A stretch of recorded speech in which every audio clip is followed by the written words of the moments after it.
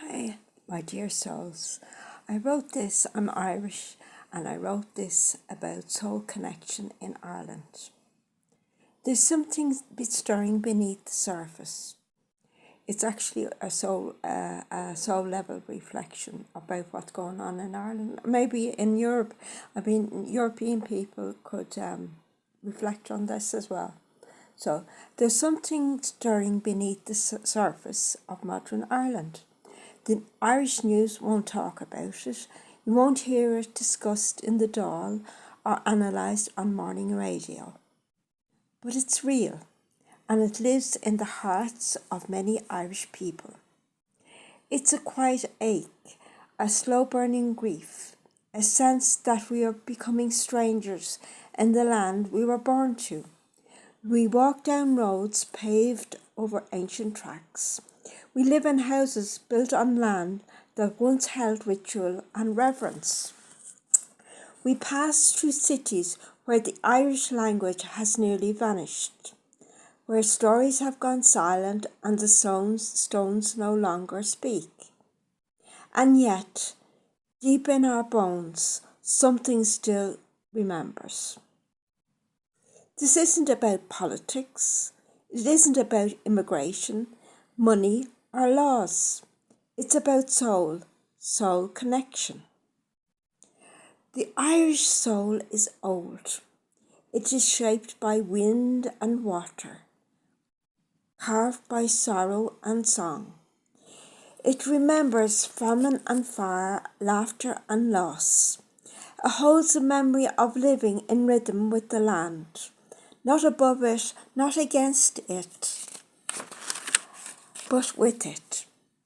And that way, many Irish people are feeling uneasy today because we live in this modern Ireland, feeling the heartbeat of what once was, feeling off-centre of what our country of era once was. If not, that we want to go backwards. We are sovereign human beings. It's that we long to belong again, to feel rooted, to feel at home, to feel safe, and for our children to feel safe as well. We are surrounded by speed, noise, and surface living. Consumerism has replaced deep connection. Housing rises where sacred trees once stood. The ground remembers, but the people are told to forget. And that forgetting is sad, because the further we drift from soul, the more we become disconnected from the heartbeat of era. You see, the Irish spirit doesn't thrive in concrete and plastic. It lives on in the wild places, in the bog, the forest, the whispers in the wind, the storytellers, the Shanfocal. It thrives in silence, in music, in presence. But we're teaching our children, like not Irish people themselves, but in schools, the system is teaching young Irish people and children to abandon these places, to fit into a system that never will consider the soul at all. And here's where it gets uncomfortable, because not every energy walking this Irish land belongs here. Not every frequency resonates with the ancient pulse of era, especially those who come with force. And we've had that over, thousands and thousands of years. We've always had someone forcing their way into our countries, but that's a lot of history, especially those who come with force. They bring disconnection. They bring profit over presence, control over care, speed over soul. This is not about hatred. This is about harmony. When a soul enters a land, it's not aligned with the spiritual static and its native people feel it. That's why so many Irish people today feel a subtle unease, a sense of being out of place in their own land, not because we've changed, but because the soul of Ireland is being overwritten. The good news is that the soul never forgets.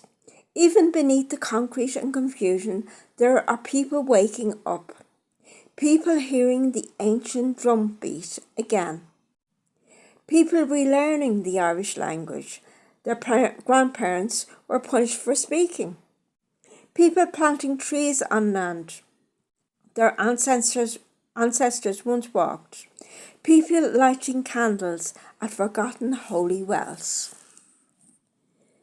We are in a time of remembering. It's not loud, it's not trending, but it's real. Because this land still knows your name. You belong here. Your soul was shaped by Irish soil. And those systems may try to erase that truth. They can never unroot it as your Irish roots grow deep. So if you feel like a stranger now, it doesn't mean you're broken. It means you're awake.